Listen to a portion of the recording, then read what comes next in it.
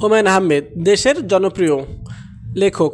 তিনি যে সত্য লিখেছিলেন তা সহ্য করতে পারেনি তার প্রিয়তমা মেহের আফরোজ শাওনের প্রিয় দল আওয়ামী লীগ, যে কারণে মুজিব হত্যাকাণ্ডের ভূমিকায় রচিত বহুল আলোচিত উপন্যাস দেওয়াল এর দুটি পর্ব ছাপা হওয়ার পর ইতিহাস বিকৃতির জোর আলোচনা ওঠে, নিষেধাজ্ঞা আসে, বাধ্য হয়ে কিছু অংশ বাদ দিয়ে প্রকাশ করা হয়।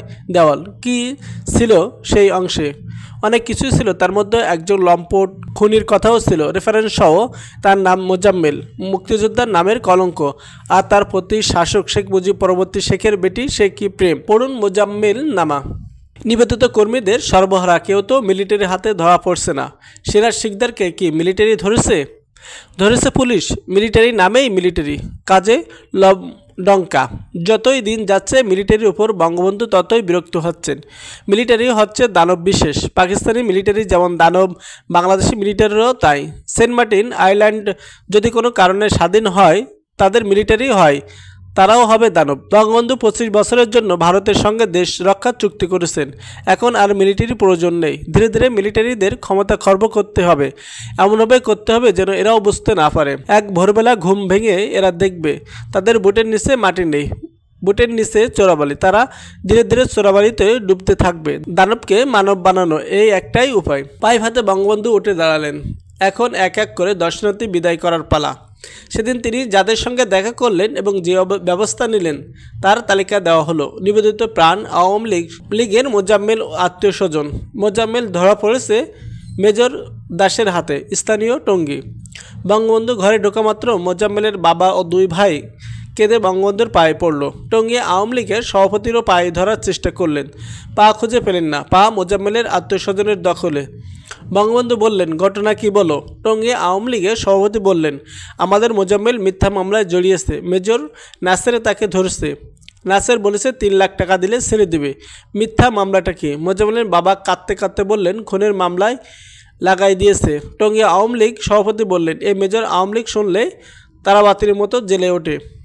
সে প্রকাশ্য ঘোষণা করেছে, টঙ্গীতে আমি কোনো আওয়ামী লীগের বদ রাখবো না। বঙ্গবন্ধু, আমি নিজেও এখন ভয়ে অস্থির, টঙ্গীতে থাকি না, ঢাকায় চলে এসেছি।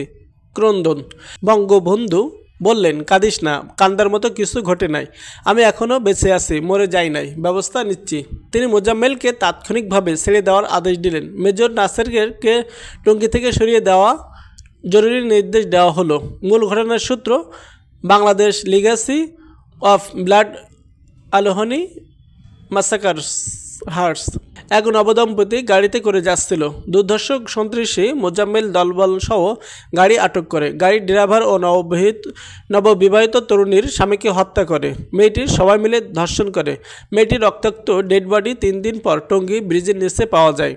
মেজর নাসেরের হাতে মোজাম্মেল ধরা পড়ার পর মোজাম্মেল বলল, ঝামেলা না করে আমাকে ছেড়ে দিন, আমি আপনার 3 লাখ টাকা দেব। বিষয়টি সরকারি পর্যায়ে নেবেন না। স্বয়ং বঙ্গবন্ধুর নির্দেশ, আমি ছাড়া পাবো, আপনি পড়বেন বিপদে। আমি তুচ্ছ বিষয়ে বঙ্গবন্ধুকে জড়াতে চাই না। মেজর নাসের বললেন, এটা তুচ্ছ বিষয়। মোজাম্মেল জবাব দিল না, উদাস চোখে তাকালো। মেজর নাসের বললেন, আমি অবশ্যই তোমাকে ফাঁসিতে ঝোলাবার ব্যবস্থা করব। তোমার 3 লাখ টাকা তুমি তোমার গোয়া ধরে ঢুকিয়ে রাখো। মোজাম্মেল বলল, দেখা যাক। মোজাম্মেল ছাড়া পেয়ে মেজর নাসেরকে তার বাসায় পাকা কাঁঠাল খাওয়ার নিমন্ত্রণ করেছিল উজবেক তরুণ ডোরা রাসনা। এই অসম্ভব রূপবতী তরুণীর রুবার নামে এক বাদ্যযন্ত্র নিয়ে এসেছে। সে একজন গায়িকা গীতিকার। সে বঙ্গবন্ধুকে নিয়ে একটা গান রচনা করেছে, গানটি শোনাতে চাই। বঙ্গবন্ধু আগ্রহ নিয়ে গান শোনালেন। গান শুনে তার চোখ অশ্রু জলে হলো। তিনি রুমালে চোখ মুছলেন। ডোরা রাসনা বঙ্গবন্ধুর পায়ের কাছে বসে বেশ কিছু ছবি তুলল। বঙ্গবন্ধু ডোরা রাসনাকে উপহার হিসেবে রূপার একটি নৌকা দিলেন। উজবেক তরুণীর গানের কয়েকটি চরণ।